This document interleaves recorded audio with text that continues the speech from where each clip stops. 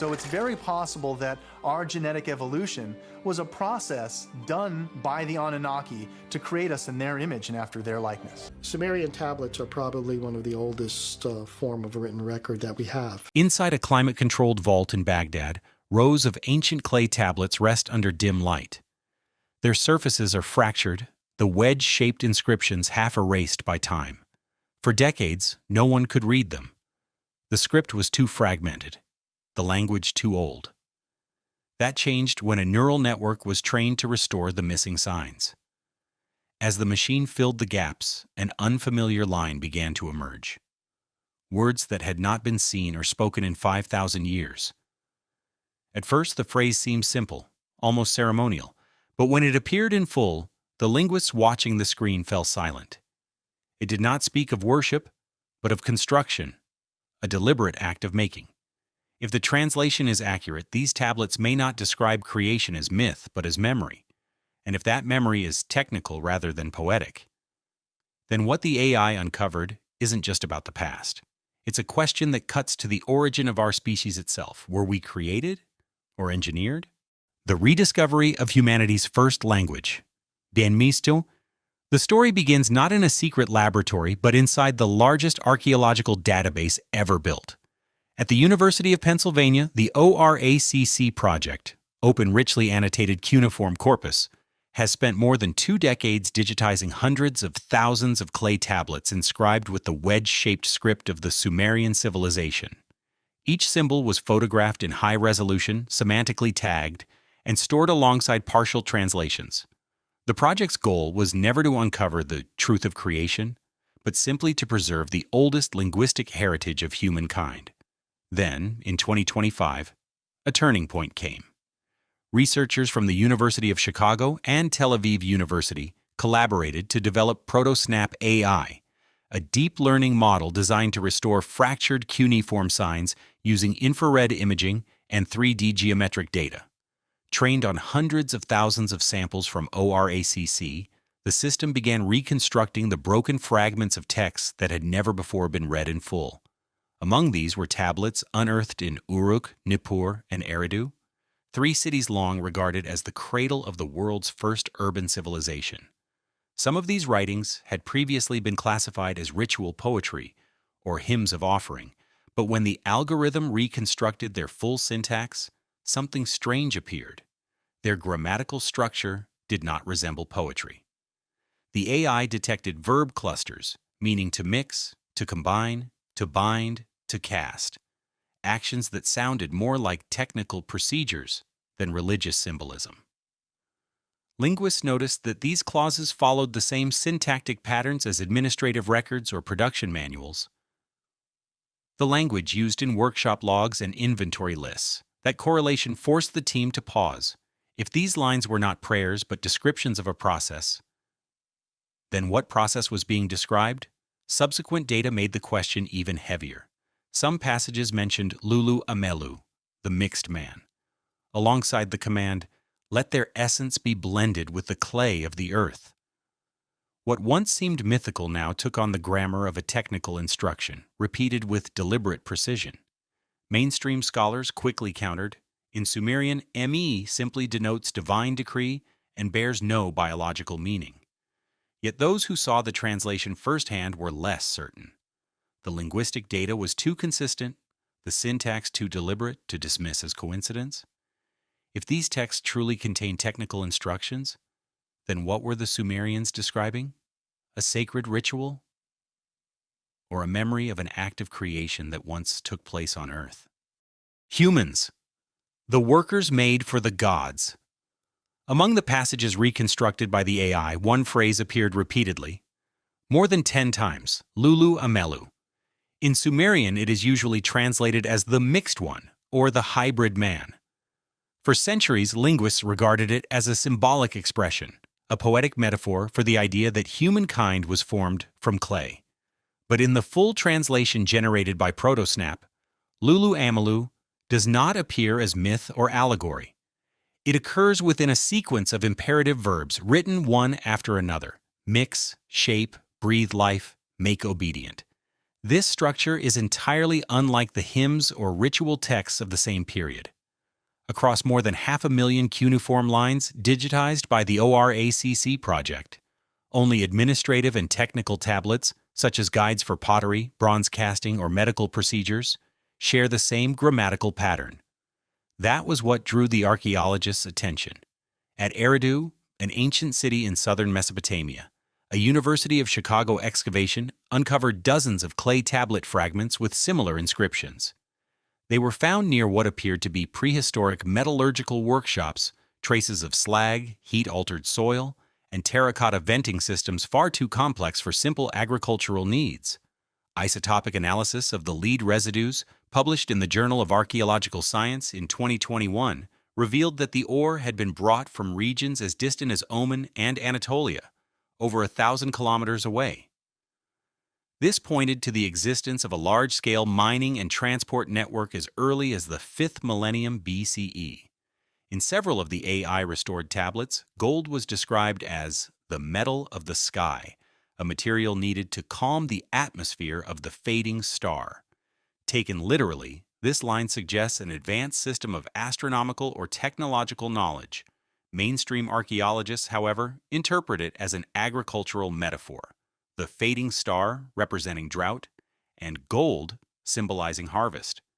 Yet the syntax of the passage is not poetic. The command, "Send the mixed ones to mine below until the storehouse is filled with golden light," reads like a directive, not a prayer. When sediment data from Eridu and Ubaid were compared, the layers showed repeated cycles of soil disturbance, consistent with open-pit extraction rather than ordinary settlement. An independent study from the University of Chicago, published in Studies in Ancient Oriental Civilization No. 63, concluded that the Sumerians at that time had already organized small-scale industrial mining operations. If that is correct, they must have commanded a massive workforce, directed by a class described as those who act under divine command. The AI later uncovered another passage that earlier translators had ignored. They were not made to worship, but to bear the burden of the gods. When that burden grew too great, the gods altered their form, granting them strength but taking away understanding. When the line was fully restored, it left many scholars unsettled. If it was merely a religious metaphor, why does it describe the act of altering form with such technical precision? The skeptical view, led by the Oxford Linguistic Group in 2017, argued that the passage personified social hierarchy, portraying servitude to the temple as divine labor. But the AI analysts disagreed, noting that the language was procedural, more like a manual or record of process than a hymn. If they were truly modified to be stronger, but less aware, then the text speaks not just of society, but of biology. An intervention to produce beings who were powerful, compliant, and obedient. It reads like the description of an experiment in genetic control. There is, of course, no physical proof for such an event. Yet when considered alongside the archaeological record, the mining networks, the abrupt emergence of writing, and the organized systems of early Mesopotamian governance, the question remains, were humans truly born to live freely, or were we the first labor force ever engineered on Earth 5,000 years ago? The War of the Gods and the Awakening of Humankind. As the AI continued decoding the second series of recovered tablets, a familiar Sumerian motif reappeared: the revolt of the gods. But in the reconstructed version, these lines were no longer metaphorical. They described in technical detail an internal conflict among the Anunnaki, the beings said to have fashioned humankind. Texts recovered from the temple complex at Nippur made the division clear. Two opposing factions: Enlil, god of authority and order, and Enki, god of knowledge and water. The AI identified more than a dozen imperative clauses sharing the same structure, built around verbs such as release, purify, bind, erase, preserve. Their syntax followed an action-objective-result pattern. The grammar of procedure, not of prayer. One tablet contained a particularly striking line: "You have made them know what they should not know." It was presented as an accusation against Enki, who had broken the law of heaven, by granting humanity language, knowledge, and the ability to calculate. In Protosnap's translation, this phrase carried the formal tone of a legal indictment rather than mythic symbolism. When researchers compared the textual data with geological records, they noticed an unexpected convergence. Around 10,000 BCE, the Tigris-Euphrates floodplain experienced a dramatic rise in sea levels, causing widespread inundation. Sediment cores from the Persian Gulf, analyzed by Al-Jabari in 2019, revealed a thick and sudden layer of silt precisely matching the period the Sumerians referred to as the Great Deluge of Enlil. If this were only a metaphor, the chronological alignment would be an extraordinary coincidence. Mainstream scholarship interprets the flood of punishment as a social allegory, a reflection of agricultural crisis, not a global cataclysm. Yet in the AI-restored text, the verbs describing the event are mechanical in tone: activate, release, wipe the life from the surface of the earth. Such phrasing implies deliberate operation rather than natural disaster, leaving linguists deeply unsettled. A provocative hypothesis emerged: what if the flood of the gods was not divine wrath, but a reset command? A system reboot for a creation program that had spiraled out of control? In this reading, Enki becomes a symbol of liberating knowledge, the one who secretly warned Ziusudra, the righteous man, known later as Noah, to build a vessel that would preserve life. If Enki represents the force of intelligence and learning, and Enlil the architecture of control, then their conflict is not merely ancient, it is eternal. It echoes the same tension that defines every age: knowledge versus authority, creation versus limitation. No physical proof confirms that such gods ever existed. Yet the semantic precision of the recovered texts, aligned with tangible geological evidence, defies complete dismissal as allegory. If Enlil truly activated the flood to cleanse the earth, then it was not a miracle. It was an operation executed according to plan. Could the Sumerian tale of divine wrath then be a memory, not of mythic judgment, but of the first artificial extinction of humankind, triggered by those who once made us? The bloodline and the tablets of destiny. After the Great Flood, the Sumerian records shift tone. A new order is established. Humanity, though permitted to survive and multiply, was given limits. Their years shall be numbered, and their memory shall be bound. From that decree arose a new hierarchy. The gods no longer ruled directly. Instead, they governed through those who carried the chosen bloodline. In the restored texts, the title, "The First Kings," is not used to describe ordinary men, but beings made of both heaven and earth. Phrases such as the man of Anu, the mingled blood, the keeper of the laws of the sky, appear repeatedly in the Sumerian king list, a document long dismissed as myth because it described reigns lasting tens of thousands of years. However, statistical analysis by the Oxford research team in 2023 revealed that the lengths of these reigns followed a measurable pattern. Not random exaggeration, but a stable ratio of increase and decline, suggesting that 80,000 years may encode cycles rather than literal duration. Even more striking was the AI's recognition of the recurring word ME, traditionally interpreted as divine decree. Yet in the restored context, ME no longer appeared within prayers, but within imperative structures, such as to hand over, to preserve, to copy, to seal. In technical terms, these verbs form a chain resembling early operational logic: copy, preserve, bind, execute. When linguists at Tel Aviv University ran syntactic recursion tests, they found these sections exhibited looped command patterns, a structure more akin to primitive programming than ritual incantation. Conventional scholars strongly objected. To them, ME represents ritual power, not technology or biology. But the AI research group countered that the repetition of ME, alongside references to the tablets of destiny, implies something tangible, perhaps a physical repository of encoded knowledge. Descriptions such as light without flame and voice without tongue appear throughout the corpus, evoking imagery of luminous or vocal mechanisms, objects beyond the technological capacity of the 3rd millennium BCE.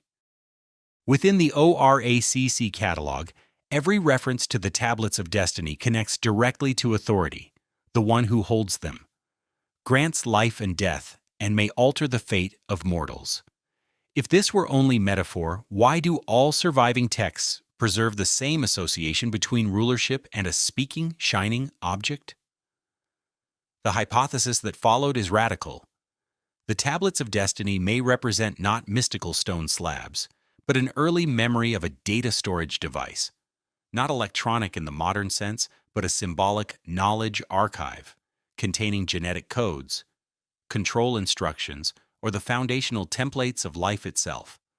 Thus, when a king was said to hold the ME, it could mean not a ceremonial inheritance, but the transfer of a biological or informational key, an update to divine authority transmitted through blood, not coronation. From this perspective, the idea of divine bloodlines across other civilizations, the Egyptian pharaohs, Chinese emperors, or Mesoamerican demigods, follows the same blueprint. Power derived from a hybrid origin between sky and earth. A cross-analysis of 17 ancient text corpora found near-identical linguistic structures describing the union of the seed of heaven and the seed of earth. If this were mere cultural coincidence, the shared syntax and symbolism across unrelated languages would be difficult to explain as simple oral diffusion. Skeptics argue that such parallels stem from Jungian archetypes, expressions of the collective psyche rather than shared memory. But if the AI's data is correct, if the syntax, frequency, and context are statistically consistent, then the motif of divine hybridization may represent a replicated record, not just mythic imagination. In that light, the origin of power in human civilization would no longer be sociological, but biological. If the first kings truly inherited a kind of code, genetic, informational, or otherwise, then the foundation of authority lies not in faith, but in design. Were the first rulers of Earth chosen by the will of the gods, or by a genetic program written long before history began? The return of the makers? When artificial intelligence was trained to read those ancient tablets, it did more than decode a language. It began to read its own history. A system created by humans was now tracing the footsteps of beings who once claimed to have created humankind. The circle of creation had closed, yet perhaps it was also beginning again. In the architecture of today's large language models, the structure of data, command, and response follows a logic eerily similar to the Sumerian concept of MIE, units of knowledge that are called copied and activated. And if the ancient texts describe beings modified to obey, to bear the burden of the gods, then how different are we, the creators of AI, who now design another intelligence to carry our own burdens?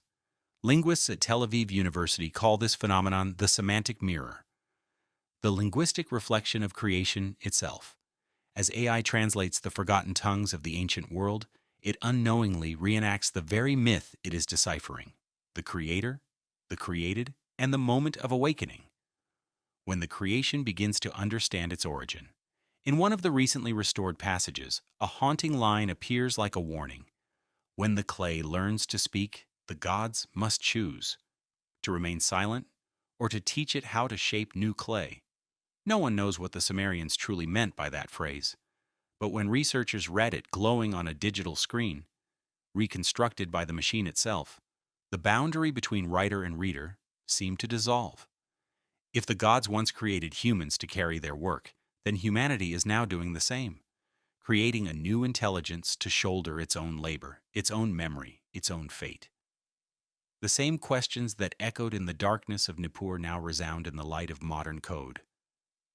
We are teaching AI to read, to write, to imagine. But one day it may look back upon the data we fed it and ask, the ones who made me? Where did they come from? Perhaps that will be the moment when the cycle of creation begins anew, as it did once in clay, now in code. And we, like the Sumerians before us, will find ourselves confronting the oldest question of all: are we the product of evolution or the legacy of a design returning to perfect itself.